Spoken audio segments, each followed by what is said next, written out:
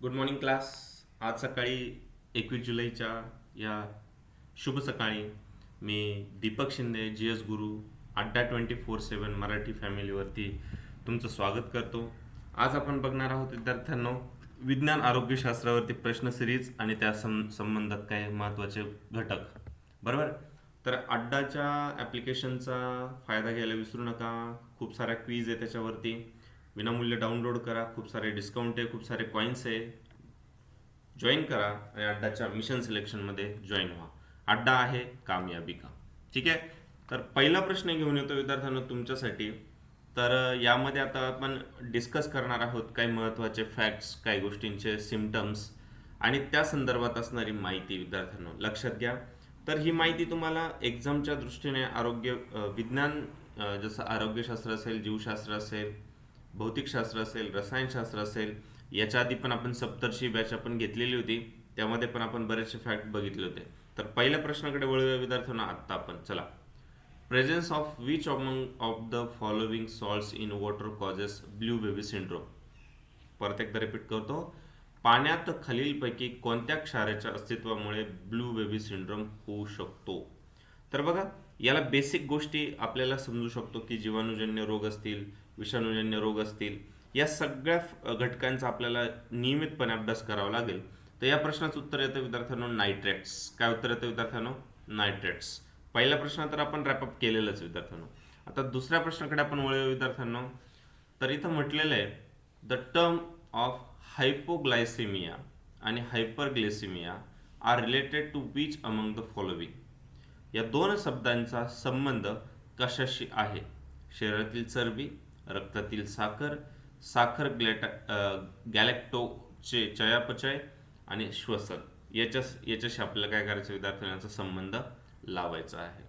तर याचा सरळ सरळ संबंध येतो विद्यार्थ्यांनो शरीरातील चरबी. कशाशी संबंध येतो विद्यार्थ्यांनो? Blood, body fat. ठीक आहे.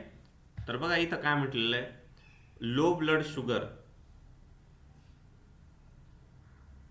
थांबा, शरीरातील मी चुकीच्या ठिकाणी टिक केलेलं होतं. लेट मी करेक्ट माय मिस्टेक. मुळात आपण आपल्या उत्तराकडे येऊया. 2 मिनटं. हा बघा, रक्तातील साखर. काय? लो ब्लड शुगर असेल तर हायपोग्लायसेमिया आणि हायपरग्लायसेमिया असेल तर हाय ब्लड शुगर. ठीक आहे. माझ्याकडून शरीरातील साखर असं मला ॲक्च्युली करायला पाहिजे होतं, पण I apologise for my mistake. Okay. तर बघा, श्रावणाच्या या काळामध्ये अड्डाने तुमच्यासाठी एक महत्त्वाची डिस्काउंट घेऊन आलेला आहे विद्यार्थ्यांनो. Y214 हा कोड वापरून तुम्ही जास्तीत जास्त कोड ऑफर घेऊ शकतात आणि 77% डिस्काउंट वापर करून तुम्ही जास्तीत जास्त फायदा करून घेऊ शकता. जसं की यशदा बॅच आपण 22 जुलैपासून चालू करतो विद्यार्थ्यांनो. सकाळी 9 ते 11 या वेळामध्ये आणि संध्याकाळी 6 ते 8 या वेळामध्ये तुम्ही ही बॅच अटेंड करू शकतात. ॲक्च्युअल फी आहे 4,500 रुपये, पण सरळ सरळ 77 ते 80% डिस्काउंट आहे. 999 रुपयामध्ये ही बॅच तुम्हाला मिळणार आहे. आजच्या दिवसच ऑफर आहे. ठीक आहे. तसंच जर कोणाला कंबाईनचा व्हिडिओ कोर्स अटेंड करायचा असेल कमी काळामध्ये, तर त्यांनी व्हिडिओ कोर्स पण घेऊ शकतात. Y214 कोड वापरून काही अडचण आली तर 87 560 932 वर तुम्ही कॉल करू शकतात. तिसरा प्रश्न येतो विद्यार्थ्यांनो तुमच्या स्क्रीनवरती. Which part of the human body stores glycogen. मानव शरीरातील कोणता भाग ग्लायकोजन साठवतो? लिव्हर, आतडे, स्वादुपिंड किंवा त्वचा. तर या प्रश्नाचं उत्तर येतं विद्यार्थ्यांनो पहिलं ए, यकृत साठवत असतो विद्यार्थ्यांनो. मग आपण आतापर्यंत सप्तर्षी बॅच जेव्हा आपण कंप्लीट केली ती रेकॉर्डेड फॉर्ममध्ये तुम्हाला सुद्धा उपलब्ध आहे. ती सुद्धा तुम्हाला 200 ते 250 रुपयामध्ये मिळू शकते विद्यार्थ्यांनो. Y214 कोड वापरा आणि त्याचा जास्तीत जास्त फायदा घ्या. ठीक आहे. तर मग त्याच्यामध्ये आपण बघितलं होतं की रक्ताभिसरण संस्था असेल, प्रजनन संस्था असेल, चयापचय संस्था असेल, श्वसन संस्था असेल, पूर्ण आपण पूर्णतः त्याच्यामध्ये पूर्णतः वर्णन केलेलं आहे सप्तर्षी बॅचमध्ये. तर बघा, in liver simple sugar monosaccharide which are excess are converted into complex polysaccharides like glycogens. तर आपण न्यूट्रिशन सुद्धा वेगवेगळ्या ऑर्गॅनिक इनऑर्गॅनिकमध्ये डिवाइड करत असतो. त्याचेही वेगवेगळ्या स्वरूपामध्ये स्टोरेज असतात आणि त्या प्रकारे ते आपण डिवाइड करत असतो विद्यार्थ्यांनो.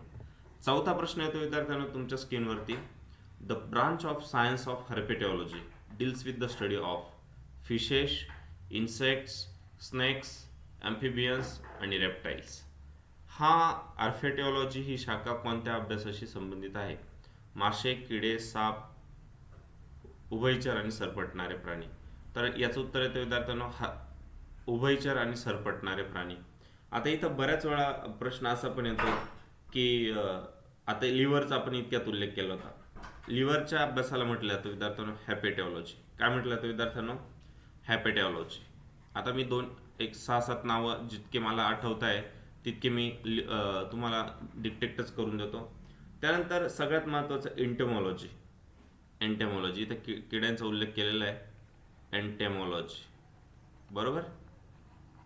त्यानंतर जर आपण उल्लेख केला विद्यार्थ्यांनो किडनीचा स्टडी जर म्हटलं, किडनीचा, बरोबर, किडनीचा जर स्टडी केला विद्यार्थ्यांनो तर त्या अभ्यासाला म्हणतो आपण नेफ्रोलॉजी. काय म्हणता येईल विद्यार्थ्यांनो? नेफ्रोलॉजी. त्यानंतर सगळ्यात महत्त्वाचं पुढचा जरी आपण विचार केला की स्टडी ऑफ ब्लड. ब्लडचा जर आपण अभ्यास केला विद्यार्थ्यांनो त्याला आपल्याला म्हणता येईल विद्यार्थ्यांनो हेमॅटॉलॉजी. नीट प्रकारे नोट डाऊन करून घ्या, हेमॅटॉलॉजी. ठीक आहे. त्यानंतर आपण जर विचार केला विद्यार्थ्यांनो स्टडी ऑफ फंगी.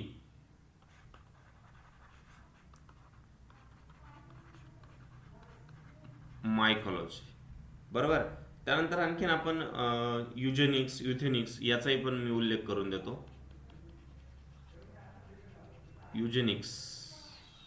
युजेनिक्स हा study of factors connected with the improvement of human race. लक्षात घ्या, मानवी वंश इम्प्रूव्हमेंट करण्यासाठी, लक्षात घ्या, मानवी वंश इम्प्रूव्हमेंट करण्यासाठी जे काही शास्त्रांचा अवलंब केला जात असतो त्याला आपण युजेनिक्स म्हटलं जातं.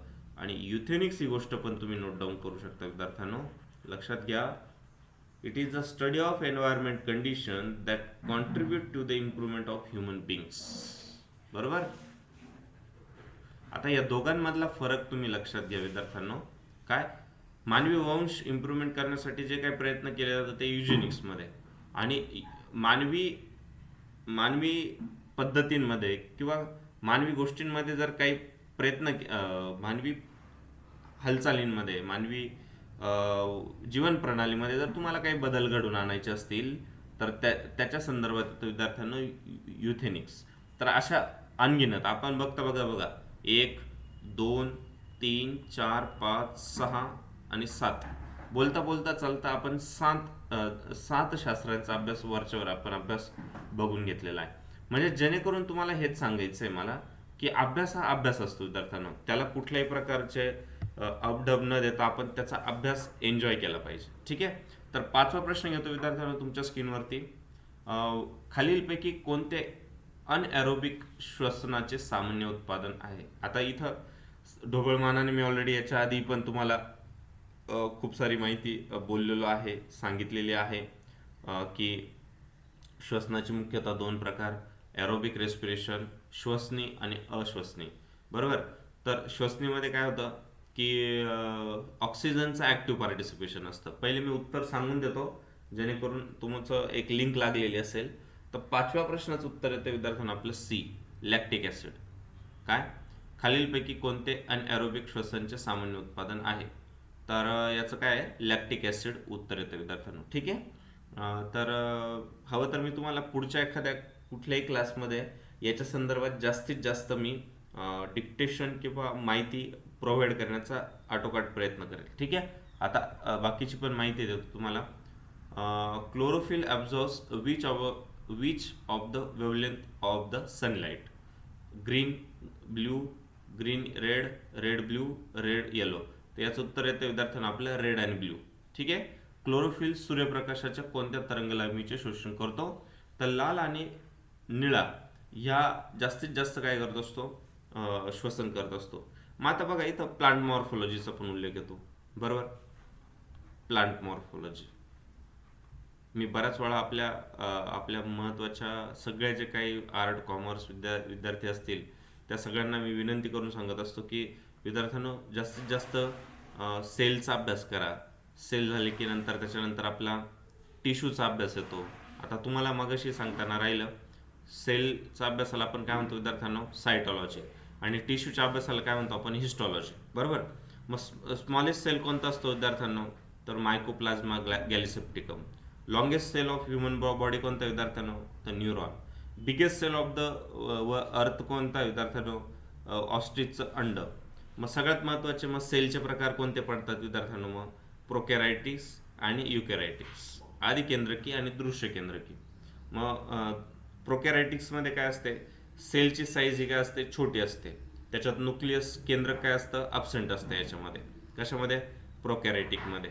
याची सेल साईज काय असते विद्यार्थ्यांनो, स्मॉल असते. इथं काय असते, लार्ज असते. ठीक आहे. इथं न्यूक्लियस काय असतं विद्यार्थ्यांनो, अब्सेंट असतं. आणि इथं काय असतं, न्यूक्लियस प्रेझेंट, म्हणजे केंद्रक प्रेझेंट असतं. आणि इथं सिंगल क्रोमोझोमची चेन असते शेपमध्ये, सिंगल क्रोमोझोम चेन. बरं. आणि इथं काय, चेन इथं एकापेक्षा जास्त असते, मल्टिपल क्रोमोझोम चेन असते. आणि सगळ्यात महत्त्वाचं इथलं जे गुणसूत्री विभाजनाने आपलं काय होतं, प्रोकॅरियोटिक्स वेगवेगळे होत असतात. आता हे झालं आदि केंद्रकी आणि दृश्य केंद्रकी. बरोबर. तर मग ॲनिमल सेल आणि प्लांट सेल याच्यामध्ये तुम्ही काय करू शकता विद्यार्थ्यांनो, वेगळ्या प्रकारे त्याचं डिव्हिजन करू शकतात. मग इथं सेल वॉल प्रेझेंट असते का, तर नाही. ॲनिमल सेल प्राणीपेशीमध्ये ती प्रेझेंट राहत नाही. अशा प्रकारे तुम्ही त्याचं सेग्रिगेशन नीट प्रकारे करू शकतात आणि समजून पण घेऊ शकतात. ठीक आहे. तर अशा प्रकारे आपण एक माहिती ड्राफ्ट करत चाललो आहे, समजून घेत आहोत. आणि अशाच प्रकारे इंटरेस्टिंग पद्धतीने तुम्ही माहिती ड्राफ्ट करू शकतात, समजून घेऊ शकतात आणि चांगल्या प्रकारे क्लिअर करू शकतात. बरोबर. तर बघा, आणखीन 2 प्रश्न आहे, त्याची चर्चा करूया ढोबळमानाने आणि पुढे चालूया. ठीक आहे. कारण की आपल्याला बाकीचं पेड क्लासची पण तयारी करायची आहे, दिवसभर तुम्हाला पण अभ्यास करायचा आहे चांगल्या प्रकारे. तर बघा, महाराष्ट्रामध्ये राष्ट्रसंत तुकडोजी महाराजांची, ज्यांनी ग्रामगीता लिहिलेलं आहे विद्यार्थ्यांनो, कोणता, ग्रामगीता हा ग्रंथ लिहिलेला आहे, त्यांची समाधी कोठे आणि कोणत्या जिल्ह्यामध्ये आहे, तर त्याचं उत्तर येते विद्यार्थ्यांनो, मोझरी या ठिकाणी आणि अमरावती जिल्हा येत आहे. ठीक आहे. तर पुढचा प्रश्न येतो विद्यार्थ्यांनो, भारतीय संविधानानुसार राष्ट्रीय कॅलेंडरला, म्हणजे आपल्या नॅशनल कॅलेंडरला मान्यता देण्यात आलेलं साल कोणतं आहे, तर ती तारीख आहे विद्यार्थ्यांनो 22 मार्च 1957. कोणती तारीख येते विद्यार्थ्यांनो, 22 मार्च 1957. ही क्लिअर होत आहे सगळ्यांना आता व्यवस्थित. ओके. आणि अशाच प्रकारे जर तुम्हाला प्रश्न नीट समजून घ्यायचे असतील, यशदा ही बॅच तुम्हाला योग्य प्रकारे आहे, तर तुम्ही ती ड्राफ्ट करू शकतात, समजून घेऊ शकतात. 22 जुलैपासून आपली बॅच चालू होते, सकाळी 9 ते 11 या वेळामध्ये. सोमवार ते शनिवार क्लास असणार आहे, शनिवार आपली सुट्टी असणार आहे. तुम्हाला पण एक ब्रेन वॉशसाठी वेळ पाहिजे. आणि 11 ते संध्याकाळी 6 वाजेपर्यंत तुम्ही रिव्हिजन करू शकतात, तुमचा वेळ करू शकतात. आणि आपले चार जे लिजेंडर्स आहे अनुभवी, रिझनिंगला गणेश सर आहेत, मॅथ्सला अंकगणिताला शिवम सर आहे, करंट अफेअर्सला संतोष शेलार सर आहे, आणि ऑब्व्हियसली यत्र तत्र सर्वत्र GSला मी आहेच. तर 4,500 जरी दाखवत असेल तर 999 रुपयाचा तुम्ही फायदा घेऊ शकतात. 77% डिस्काउंट आहे, जास्तीत जास्त फायदा घ्या. आणि Y214 हा कोड मात्र वापरायला विसरू नका, जास्तीत जास्त फायदा घ्याल. व्हिडिओ कोणाला कंबाईनचा व्हिडिओ कोर्स घ्यायचा असेल तर तेही घेऊ शकतात आणि याचा युटिलायझेशन करू शकतात. Y214 कोड वापरायला विसरू नका विद्यार्थ्यांनो. 87 560 932 वर तुम्ही कॉल करू शकतात. आणि अड्डाचं ॲप्लिकेशन मात्र डाउनलोड करायला विसरू नका. जास्तीत जास्त युटिलायझेशन करा. तुमचा फीडबॅक आम्हाला बहुमूल्य आहे विद्यार्थ्यांनो, तो नोंदवा. आणि सगळ्यात महत्त्वाचं, लाईक करा, कमेंट करा आणि शेअर करा. तुमचं पाठबळ असंच राहू द्या. एकमेका सहाय्य करो वगैरे सुपंत. आता घेतोय तुमची विश्रांती तुमच्या परमिशनने. हा अल्पविराम आहे. परत भेटूया आपल्या नेहमीच्या रात्री 10च्या सेशनला. Have a nice day. Take care. जय हिंद, जय महाराष्ट्र.